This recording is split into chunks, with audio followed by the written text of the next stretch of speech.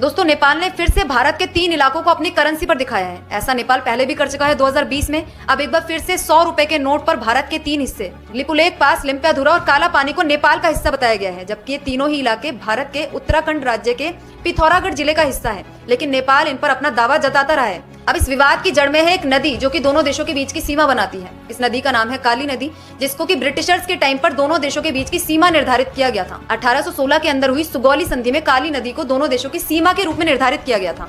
लेकिन इस नदी का उद्गम स्थल क्या है, इस चीज को लेकर दोनों देशों के बीच विवाद बना रहता है। जहां भारत के द्वारा इस नदी की पूर्वी धारा को उद्गम स्थल से निकलता हुआ बताया जाता है और इसी वजह से भारत का कहना है कि पश्चिमी वाला सारा इलाका भारत का है। वहीं नेपाल के द्वारा इस नदी की पश्चिमी धारा को उद्गम स्थल से निकलता हुआ बताया जाता है और पश्चिम के पूर्व वाला सारा हिस्सा नेपाल का बताया जाता है। तो इस चीज को लेकर दोनों देशों के बीच आए दिन विवाद चलता रहता है।